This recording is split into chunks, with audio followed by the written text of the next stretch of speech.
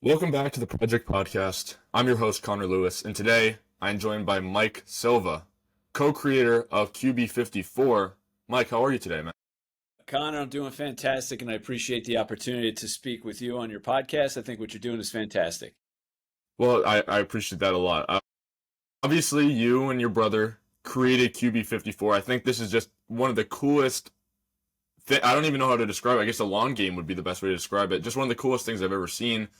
Can you talk me through the origins of that and how you and your brother came up with the rules? Because I understand you guys created it when you were really young. Yes, yes. So So just if talk I me if I through may that. ask, how old are you, Connor? I just turned 19 last week. Okay, so I'm 50, so I'm a little bit older than you. No, But you're like 30, but I thought. what's that? I thought you were like 30. Yeah, sure you did. So anyway, back when I was 9 years old, so this is 1983. You were probably negative 25. I don't know. I can't do the math, but it was Thanksgiving, and it was time to do the dishes. And it was my brother and I. We didn't want to do the dishes. We wanted to play football, but all of our friends were with their family celebrating. How do you play football with two people? So we took two garbage cans and we took the CB antennas, or we used the CB antennas on the back of my dad's pickup truck. Now, for the people out there that don't know what a CB antenna is, that was the cell phone back in the day where people would talk on the radio, like the truck drivers or whatever. Anyway, so my dad had these CB antennas and they're big and long. So one of the best plays that we loved as kids was the instant replay of the touch pass of the receiver catching the football in the corner of the end zone and dragging their feet, right? So we tried to emulate that. And how do we do that? Throw the football into the garbage can, touchdown, kick the extra point through my dad's truck. And that's how the game was born. And we didn't introduce it to anybody honestly until 2015 because we thought it was a stupid game and nobody would like to play it. So fast forward to 2015, and then it's Thanksgiving again. I went to go see my brother down in Atlanta, and he's like, "Hey, do you want to play the classic?" We call it the Thanksgiving Classic. So I'm like, "Sure." We didn't have garbage cans. We had the 5-gallon Homer buckets from Home Depot, the orange Oh, one, yes, right? yes. Yeah. So it's a little smaller circumference than the garbage can. So we had to come up with other rules because you're not going to throw a touchdown every time. So if you hit the bucket, it was 3 points. If you get it in the bucket, it's a touchdown. So now we're like, all right, well, how do you kick the extra point? So we spread our legs on the ground like that, standing, and we kicked it through the person's legs. And if it went through, you get a point. If you hit him in the nuts, it was a two Yeah. point I was conversion. gonna say there's no way that did not end in some sort of incident. So, so we were playing, we had a blast, and my brother's neighbor comes by and he goes, "What the hell are you guys playing?" And I said, stupid game we invented as kids. And the guy stayed for 3 hours and played. And I was dumbfounded. And I was like, "Are you kidding me? Somebody other than us likes this game?" So we go to bed. Next day, we wake up, it's Black Friday, and the guy comes by and he's like, "Dude, I was online all night last night looking for this game. It doesn't exist." So I turned to my brother. I'm like, "I think we got something here." And he thought I was full of shit. And I was like, "No." So I'm driving home from Georgia to Jersey, 14 hours. We gotta do this, we gotta do that, and that's how it was born. That's how the game came about. Sorry for the long story, but that's No, the old. that's exactly what I was looking for. I think it's incredible that almost like exactly 10 years later, your game is going to be put into Dick's Sporting Goods. I'm allowed to talk about that, right? Like I'm allowed to say Yeah, that on the air. 100%. Okay, good. Yes, yes, Yeah. yes. But I just think it's incredible. So you said the first week of August, QB54 will be available in Dick's Sporting Goods. Yes, so our games are, what's today? Today is June 4th. So they're on the water. They should be on the water, getting shipped probably in 2 days. And then once it gets here, it gets disseminated out. And for all your fans and listeners that are listening to your podcast, you said it took 10 years. 10 years is a long time, right? Yeah. Especially in today's day and age, but that's what it takes in order to go from point A to point B. There's no quick shortcuts, get rich quick schemes. It's put in the time, put in the energy, and just grind, grind, grind, and good things will happen. I think that's something we all need to hear because I don't know how often you're on Instagram. I know QB54 is on Instagram. I watch very closely to that page, but there's so many people, usually my age, usually a little older, that are saying this is how you can get rich in 2 weeks by having a faceless Instagram account and No. posting content. It's like, first of all, I So don't believe you, but yeah, sorry, so go ahead. back in the day, back in like, I don't know, the 1800s or whatever, there was the snake oil salesman. I don't know if you ever Yes. heard of the snake Yes. oil No, salesman. yeah. But that was like I'm sure there was somebody before him, but the snake oil salesman was going from town to town selling his snake oil, saying it was going to cure baldness, it was going to cure X, Y, and Z. And he was all full of shit. And this faceless videos, it's the modern day snake oil salesman. Run and go in the opposite direction. Honestly, I think you're 100% correct on that. But I'm just curious because I'm obviously trying to start my own brand with this podcasting thing. It's only been 6 months, so not even close to 10 years. What were like some of the setbacks that you guys faced on the way there? Because obviously it doesn't happen overnight, like you said. It nothing truly happens overnight. Like, what did you guys have to deal with on your way up to? I want to say stardom, but I don't know if Sure. you'll appreciate that word. Yeah, yeah, no, thank you. I think I'm far from that, but I appreciate that. One thing stands out in my mind. So we both, took money out of our retirement, our 401k, to start the business. So you have to believe in your product, you have to believe in yourself, and you have to have some skin in the game. And very early on, we got hooked up with this marketing company that said, "Hey, we'll promise you the moon," and it cost us a ton of money. We didn't get off the ground. And it was just money we threw down the drain. And I swore I would never do that again. But it was a great learning experience that if I didn't go through it, I wouldn't have felt the pain and I'd keep wasting money, so to speak, in that aspect. So, and I get a lot of marketing companies that come into my email now saying, "Hey, we could do this, we could do that." And I take it all with a grain of salt. So, we've had setbacks with that. Our first manufacturer that we had screwed us. They said they were going to, we had an issue with the chair very early on where there's a rivet in the frame. And people were launching the ball at the chair, and if you hit it just right, it would snap. And we got complaints, and just like anything else, you get the feedback, and then you pivot. You create a solution, or you find the solution, and that's what you are as an entrepreneur. Is you're a problem solver. You find solutions. It's not complain, complain, complain. It's how do I fix, fix, fix, and move on. So the solution was a thicker gauged steel in the tube. And just using, instead of it being one, we needed two. So the Right. guy said, "All right, yeah, we'll give you two gauge frames." And the guy lied. He did not give us two. He gave us the original one, said he did, and he didn't. And I was out like 10 grand. And that's a lot of money. That was a Yeah. lot of money. What, a ton of money last, in the beginning of the business. So you just have to go through some of these things. And my advice to anybody that's going to try to start, whether it's a podcast, whether it's a business, I would reach out to people like myself, like other entrepreneurs, and ask for help, because honestly, you are me 10 years ago, Yeah. right? And I've had people help me along the way. And all entrepreneurs are, in a sense, cut from the same cloth, and we all start from the same spot. You're creating something out of nothing.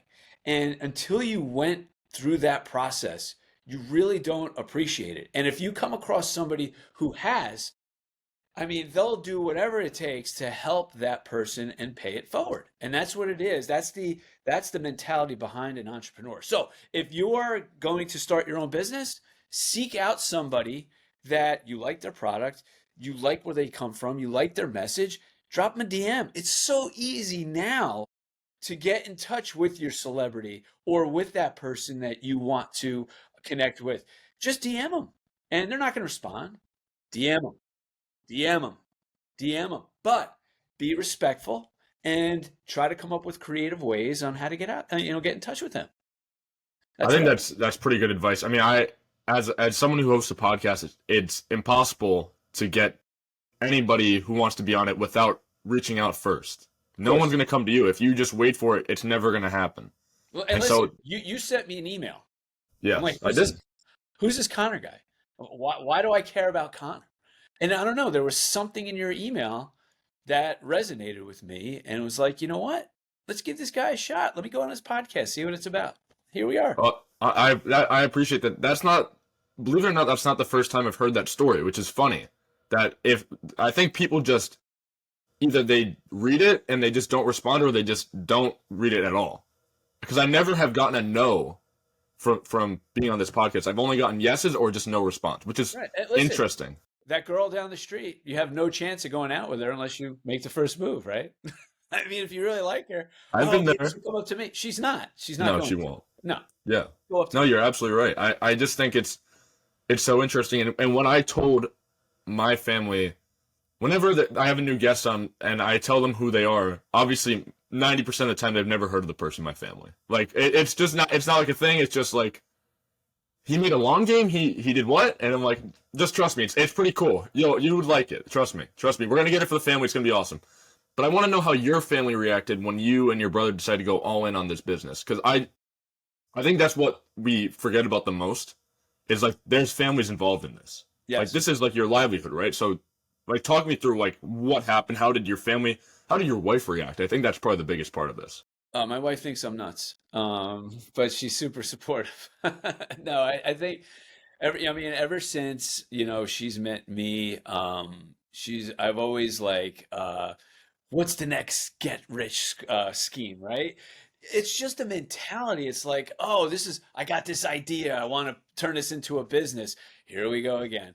Or I worked with another guy that started an educational ed tech business, right? Worked Okay. with him for like 6 years. Here we go again. But I learned the craft of how to run a business and, how to market somewhat. I have zero business background, but I've always wanted to be, I don't know, selling something. When I was a Right. kid, probably like around 9 or 10, back when video games were like archaic, I had a Commodore 64. It's like one of Yeah. the original computers, I right? I know it.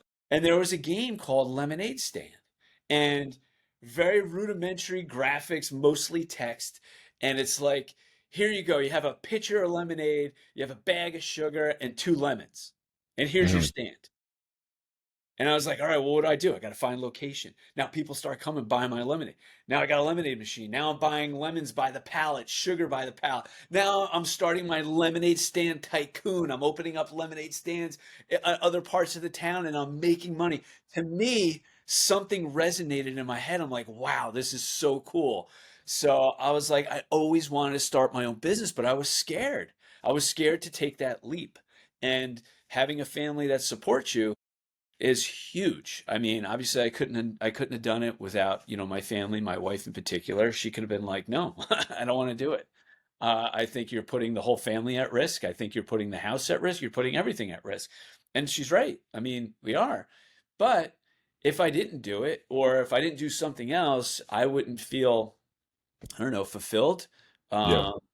Um, if I died tomorrow, I at least would think, you know what, I gave it a shot. And when I go to tailgates now and people recognize my face and you feel like a rock star on a very small scale. But if I'm going with my kids selling and people are like, "Hey, Mike, what's going on?" I look to my kid, I'm like, "Yep." That's your dad. So, I mean, on some level, it's pretty cool. But yeah, I don't know.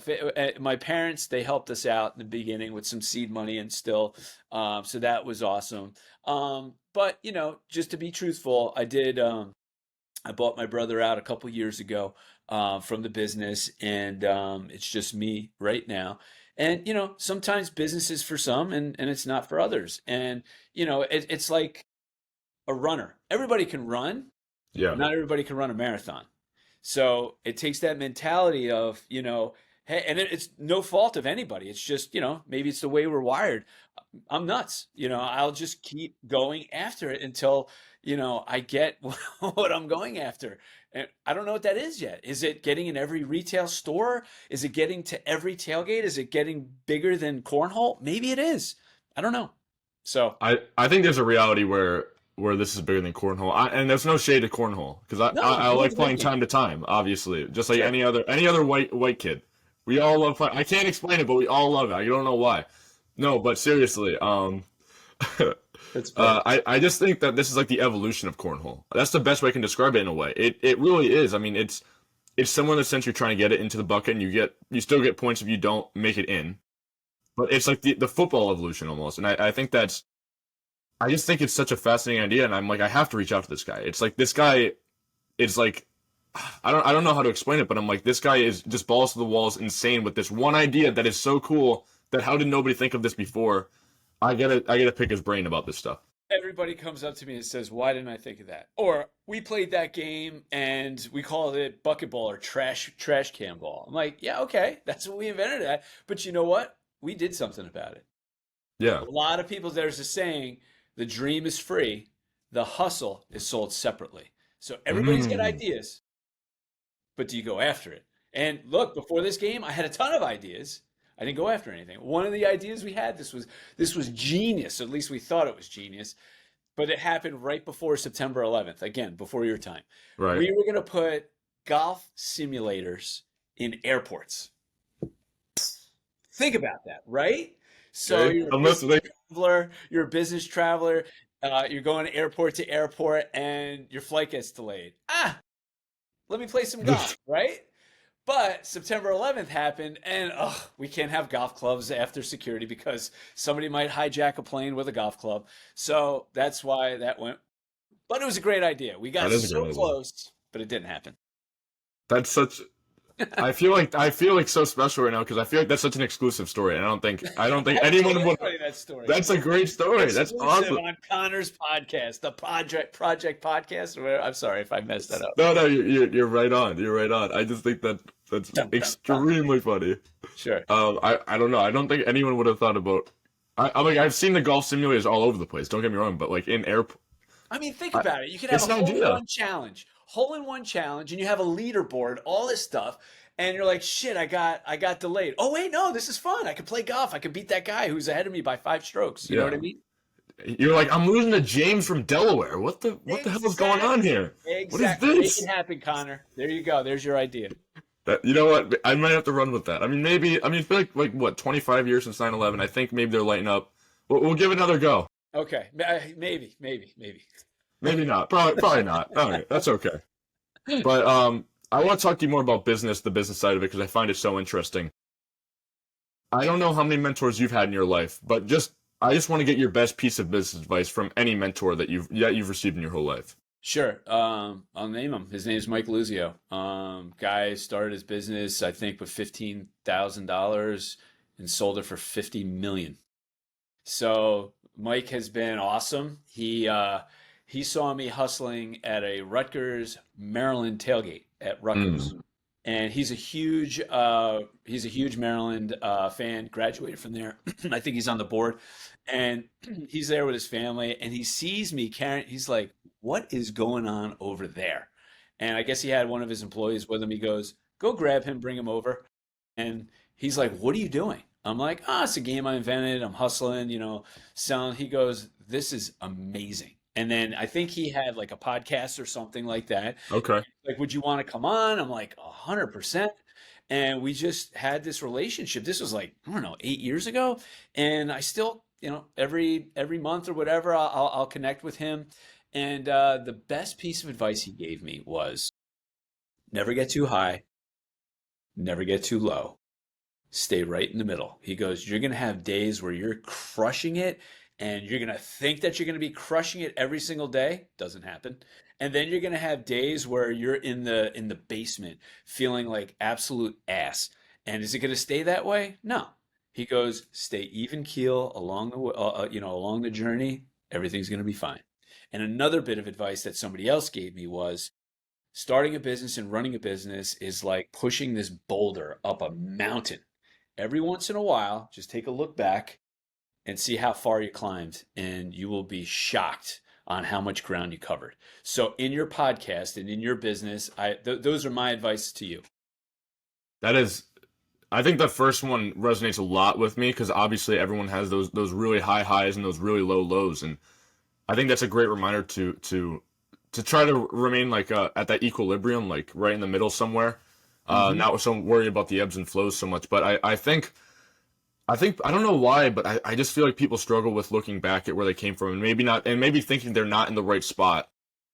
You know what I mean? Like that with the boulder metaphor. Like you're pushing up that hill, you look back and maybe you're not where you want to be, and so you just don't care. I don't know if I just feel like we're in a generation that wants everything now. Like for my as far as my generation goes, I feel like we've got everything handed to us with the social media stuff. We get instant Instant gratification. Yeah. Yes.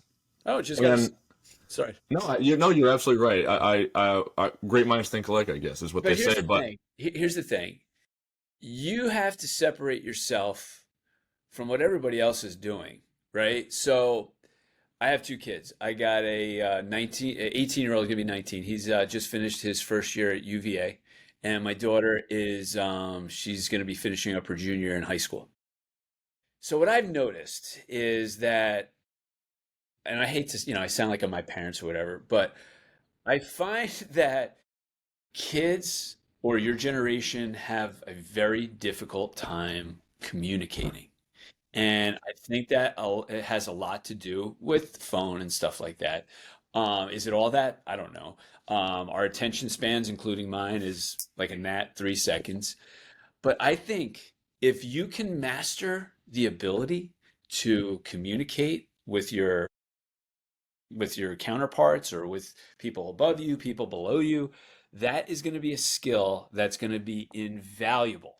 Okay. So for anybody that's watching this, if I'm hiring you, right? So you're looking for a job and I have a guy who's super smart and I have a girl or a guy that's not as smart but can communicate and then I can work with and that I can get along with. I'm going to choose that person that's quote unquote less smart every time because I need to be able to work with that individual. I need to be able to communicate and I need for them to communicate to me. So communication skills are huge. And especially if you're doing a business, podcasting, have a product business, you have to be able to sell. You have to be able to communicate with people. It's huge. and I think I think you're absolutely right. Any business, I think people are just so it's weird because we're always on our phones. I feel like we're always texting people. Like I know this sounds like I also sound like my parents. I feel, but I I think everyone just ends up sounding like their parents. I think that's just a fact of life. But what I'm trying to say is that we're always texting people, yet we can't cold email somebody for some reason. Like not every single person in my generation, but just like a generalization of that is we're just afraid to cold email somebody for no reason. I just don't Why? understand it. Why is that? I I don't know, You and scared?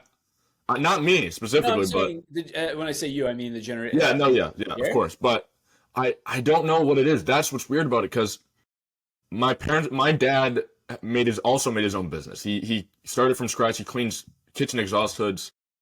Really, really like tough business to get into because if you're already in it, you're in it, and if you're not in it, you're basically not getting in that. And so he had to cold call pretty much every single restaurant within a 10-mile radius of my house. Right. This is when I was an infant. So he's grown this business over the last 19 years, but I just feel like it's so different. I don't know how many people my age are willing to cold call somebody like that. I don't know. I just Well, don't it know. depends on how bad you want it, right? So Yeah. if you're somebody who's motivated and want to go after something, you just do the uncomfortable things. Like for me, I go to tailgates across the country, and in the beginning, it's tough. I had to go up to people and say, "Hey, would you like to play this new game?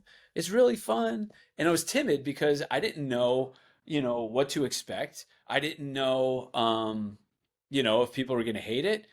Fast forward a couple extra games, down the road at the end of the year, I'm like, all right, I need 4 people. Who wants to have fun?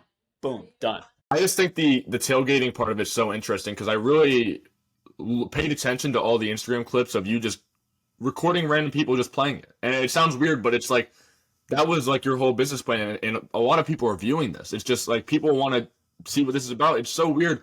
You had like this like guerrilla marketing is like how I've seen it described. It's like you're just going around asking people, where did that idea come from? Was that just like something that you're just like, yeah, obviously, or was So that something you before I had to think answer that about? question, what do you, and I want you to be honest, what do you think about the content I'm putting out there? Do you think it works? Do you think, I'm saying for like your generation, do you think it works? Does it not? Is it old? Is it too much? Where's your head at with it? I think that there's a lot of the actual gameplay of it, but not enough explanation on the rules. Okay.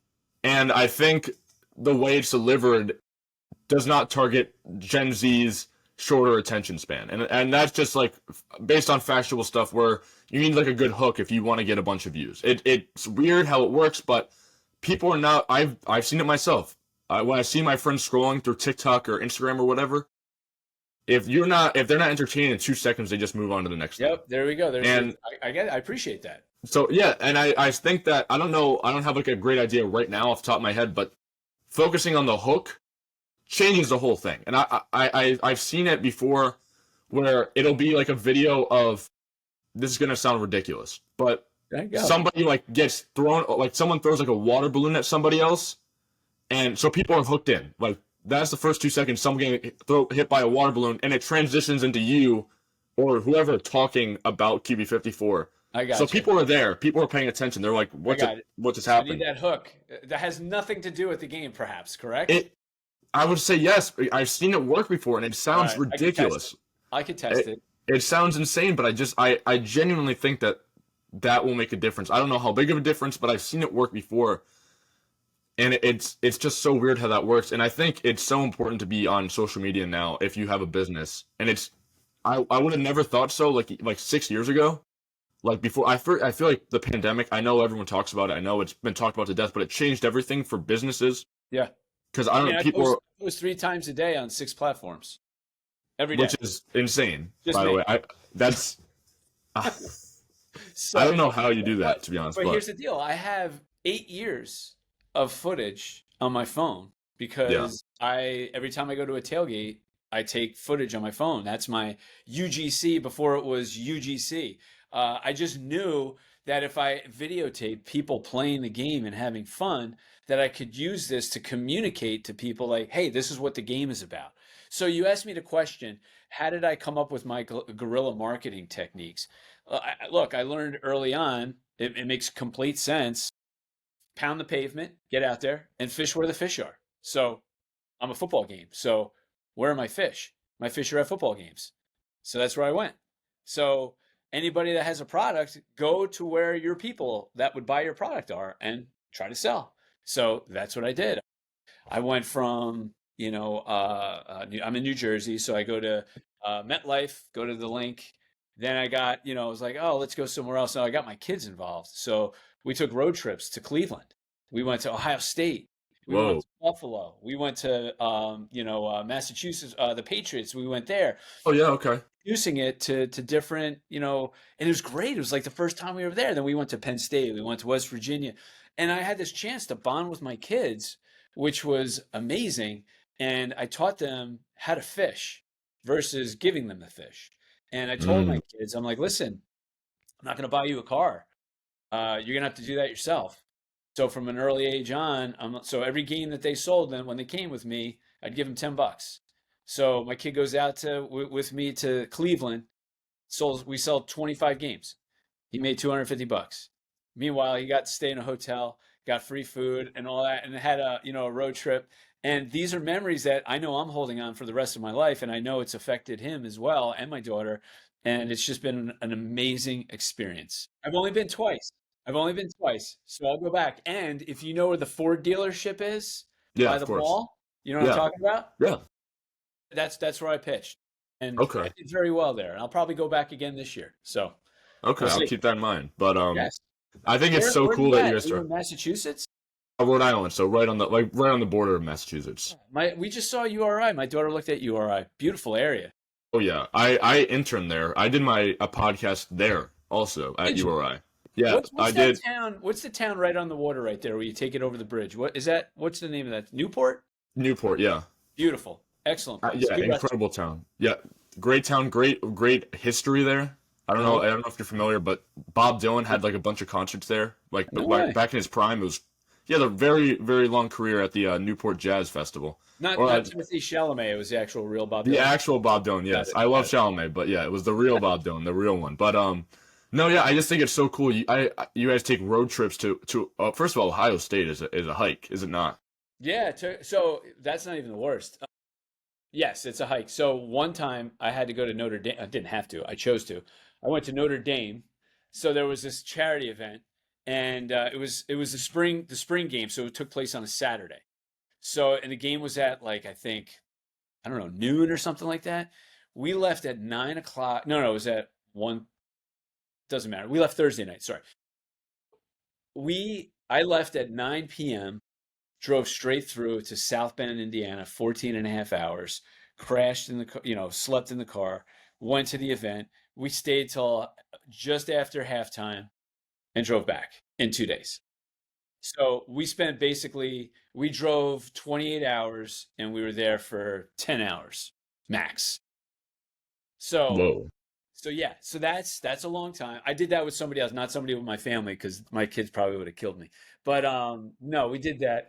And what was the other thing that was cool is my kids were fans of Diners, Drive-ins, and Dives. Do you know that show? Yes, yes, Guy Fieri. Yeah, of course. So my son would take us to those restaurants wherever we went out, and we're like, this. It was amazing. So he That's would so map out cool. the restaurants, and now he's this foodie that he can't just go anywhere. His life revolves around food, just like me. So it was pretty cool. That that's a great connection. I saw. I don't know how closely you listen to podcasts, but Guy Fieri was on Joe Rogan recently, and I Okay. know not everyone's a big Joe Rogan guy, but such a great episode. I didn't know much about him, but he's actually like a cool guy. Like he's kind of cool to just talk to. Who, Fieri I or Rogan? Yeah, no Fieri. Well, Rogan of course, but Fieri. It's like weirdly just like a normal. Like I don't know. I feel like when you get to that level of fame, this is off topic. This is completely off Yeah, yeah, topic, go. but I just feel like once you get to a certain level of fame, I feel like people forget that you're like a normal human being, and I just think it's so interesting to hear like someone like you. Like obviously you're a celebrity, and I'm having you not a on this celebrity. show I'm and very far, far, far from it. But when I come across people, like whether it's an influencer, whether it's an athlete, like I went to the Football Hall of Fame in Canton it was like an induction day, and all these like football players would walk by. I'm like, I don't know who one of them was, to be honest with you. And and then one of the guys is like, yeah, that's Marshall Falk. I know who Marshall Falk is. So I yeah, took a picture with him or whatever. I'm like, the dude puts his pants on one leg at a time, just like I do. He's got the same insecurities. They're just like us. They just, people, put other people on a pedestal, and I'm sure I'd have like, if I see like Tom Brady or something like that, my head would explode. But he's just like you and I, you know what I mean? But anyway, oh, Diary of a CEO. Mark that down.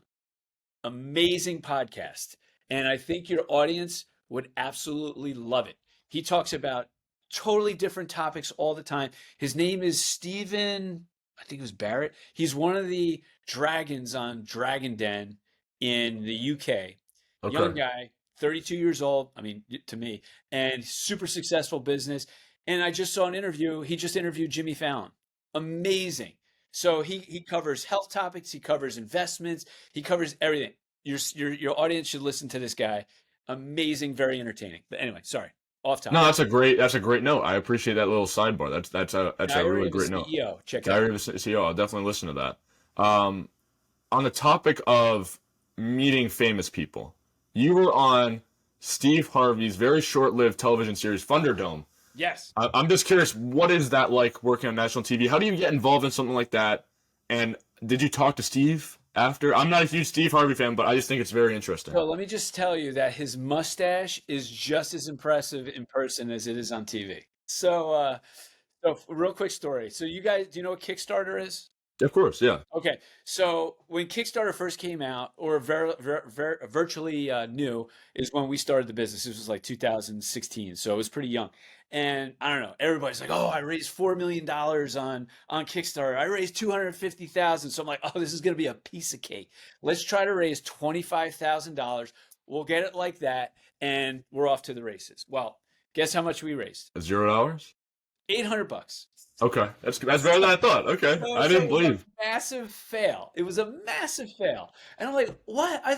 I thought people were just going to be throwing money. No, it doesn't work that way. Yeah. So one of the producers of that show saw our video that was in that Kickstarter pitch, and they're like, I like that guy's personality.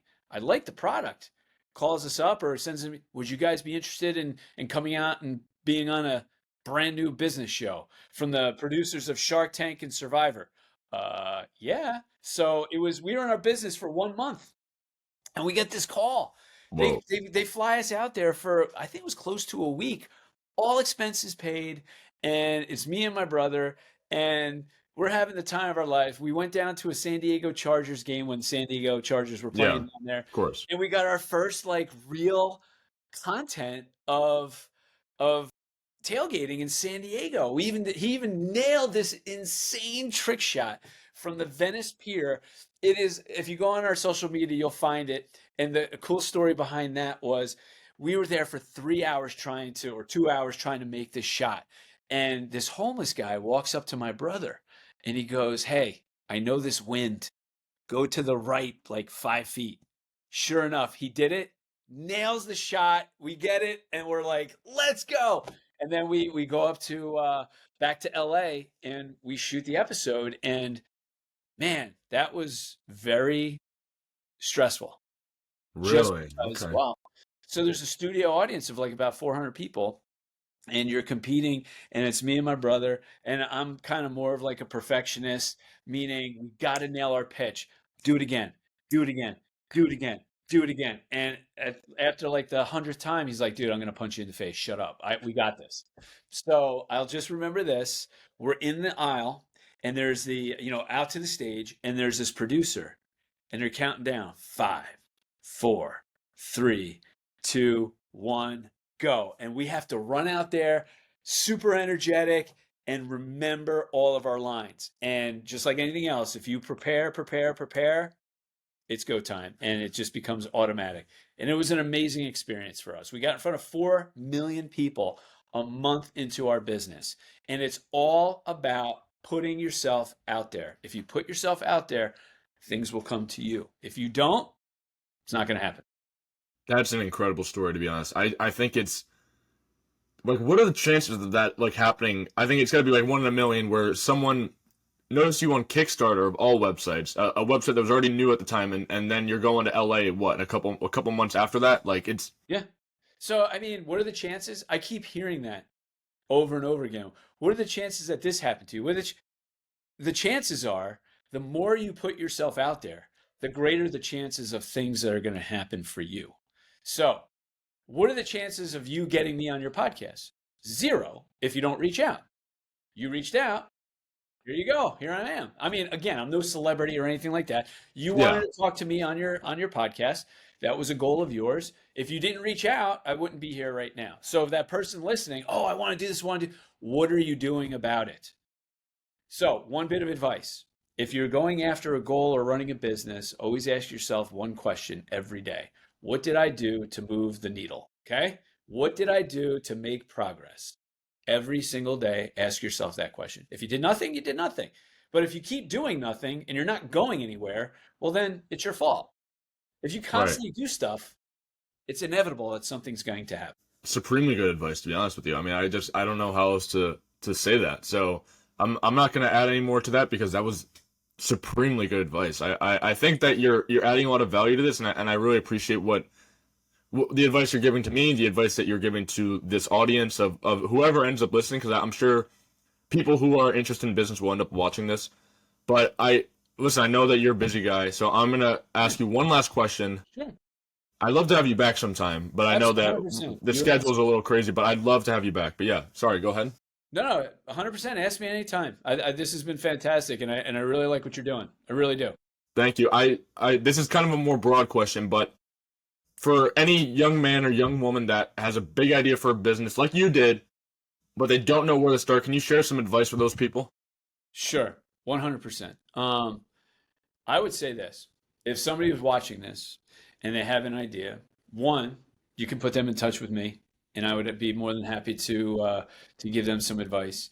I would say, if you have that idea, can you can you make it on some level like a prototype, and see if you need to test to see if your idea is marketable. Like, will the market actually buy it?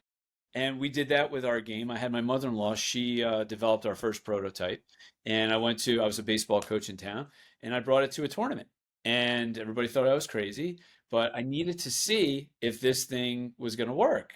Everybody thought it was a shit idea, and it wasn't going to Jeez. work. A little But then harsh. I mean, I don't know. on my team, Yeah. And then family after family that walk by from other towns were like, "What is that? How do you play it? Where do I buy it? How much is it?" And so I had to test the market to see if it actually worked. And you don't have to go all in with, sometimes you hear, oh, you got to quit this, you got to quit that, you got to take all your money. No, do it in little chunks to see if it works. And if it works, put more money into it. And then, so I would say they got to start somewhere where if they have the idea, make it, invest some money, and you have to give it time. It's not going to happen overnight.